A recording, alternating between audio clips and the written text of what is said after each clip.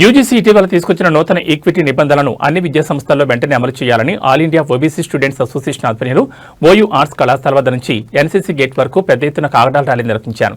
ఈ కార్యక్రమంలో జాతీయ అధ్యక్షుడు కిరణ్ కుమార్ మాట్లాడుతూ నూతన ఈక్విటీ నిబంధనలపై సుప్రీంకోర్టు విధించిన స్టే ఎత్తివేసే విధంగా యూజీసీ కేంద్ర ప్రభుత్వం సరైన వాదనలు వినిపించాలని డిమాండ్ చేశారు. ఉన్నత విద్యా సంస్థల్లో బీసీ, ఎస్సీ, ఎస్టీలపై జరుగుతున్న కుల వివక్షతను అడ్డుకోవడం కోసం తీసుకొచ్చిన నిబంధనలను సుప్రీంకోర్టు అడ్డుకోవడం రాజ్యాంగ విరుద్ధమని, వెంటనే స్టే ఎత్తివేసి అత్యున్నత న్యాయస్థానం గౌరవాన్ని కాపాడుకోవాలన్నారు. ఈ దేశంలో ఉన్నటువంటి బ్రాహ్మణ బలియ వర్గాలు ముఖ్యంగా ఈ ఉన్నత విద్యా సంస్థల్లో ఎస్సీ, ఎస్టీ, ఓబీసీ విద్యార్థులకందరికీ కూడా రక్షణ కల్పించినటువంటి ఈ నిబంధన మీద ఓ కుట్రపూరితంగా సుప్రీంకోర్టుకి వెళ్లి 1992-93 ఆ సమయంలో మండల్ కమిషన్ రిపోర్ట్ ప్రకారం ఈ దేశంలో అన్ని వ్యవస్థలలో 27% ఓబీసీలకు రిజర్వేషన్ అమలవుతుంటే ఎట్లయితే ఆ రిజర్వేషన్ యాంటీ మెరిట్ సుమారు ఒక 250 యూనివర్సిటీల్లో జరుగుతున్న ఈ ఉద్యమం ఏదైతే ఉందో యూజీసీ ఈక్విటీ రెగ్యులేషన్స్ ని ఏవైతే ఉన్నాయో అది అమలు చేయాలనేసి జరుగుతున్న ఉద్యమంలో భాగంగా ఇక్కడ ఉస్మానియా యూనివర్సిటీలో కూడా భారీ ఎత్తున ఎస్సీ, ఎస్టీ, బీసీ విద్యార్థులు all India OBC students association ఆధ్వర్యంలో గలమెత్తడం జరిగింది. ముఖ్యంగా యూనివర్సిటీల్లో ఎస్సీ, ఎస్టీ, బీసీలని బతకనిస్తారా లేదా? ఈరోజు సుప్రీంకోర్టు విధించిన స్టే దేనికి విధించాలో అర్థం కావట్లేదు. 18% కాస్ట్ బేస్డ్ డిస్క్రిమినేషన్లు జరుగుతున్నాయి, కుల వివక్ష జరుగుతుందని యూజీసీనే చెప్తుంది.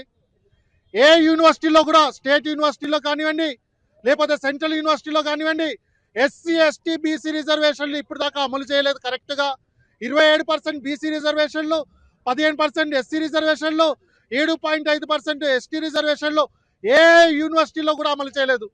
ఇంకా పోతే దేశవ్యాప్తంగా కుల వివక్ష వల్ల చనిపోతున్నారు.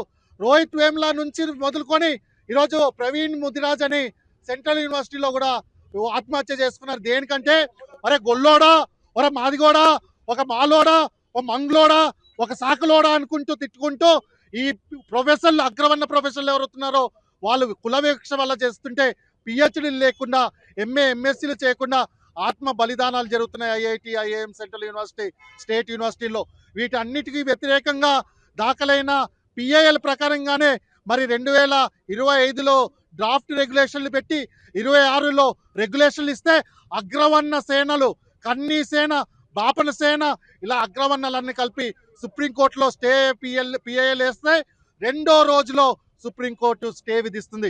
మళ్ళీ సుప్రీంకోర్టుకి గౌరవంతో అడుగుతున్నాం, మీకు కళ్ళుందా? ఈ సమాజాన్ని చూసే మీకు నైతిక హక్కు ఉందా అని కూడా క్వశ్చన్ చేస్తున్నాం. మాకు సుప్రీంకోర్టు మీద మొత్తం నమ్మకం ఉంది, కానీ మీరు ఇచ్చిన జడ్జిమెంట్, ఇంట్రీమ్ జడ్జిమెంట్ ని వెంటనే ఎత్తివేయాలని నరేంద్ర మోడీ విధానాలకు వ్యతిరేకంగా పోరాడుతున్నాం, ఆర్ఎస్ఎస్ వ్యతిరేకంగా పోరాడుతున్నాం. కానీ అయినా కూడా నరేంద్ర మోడీని కూడా ఒరే తేలివాడా అని తిట్టిన ఈ దేశం, అయినా నీకు సిగ్గు రాలేదా నరేంద్ర మోడీ? అదే విధంగా ధర్మేంద్ర ప్రధాన్ని ఒరే బీసీ అని తిట్టారు ఈ అగ్రవర్ణాలు. మరి మీకు సిగ్గు రాలేదా? ఆర్ఎస్ఎస్, ఆ ఏపీవీపీలో ఉన్న ఎస్సీ, ఎస్టీ, బీసీలను మేము క్వశ్చన్ చేస్తున్నాం. ఈరోజు మీ నాయకులనే తిడుతున్నారు, మీ ఎస్సీ, ఎస్టీ, బీసీ సమాజం నుంచి వచ్చిన వాళ్ళనే తిడుతున్నారు. అయినా మీకు సిగ్గు రాకపోతే ఎలా? మీరు కులాన్ని వివక్ష తీసివేయాలంటే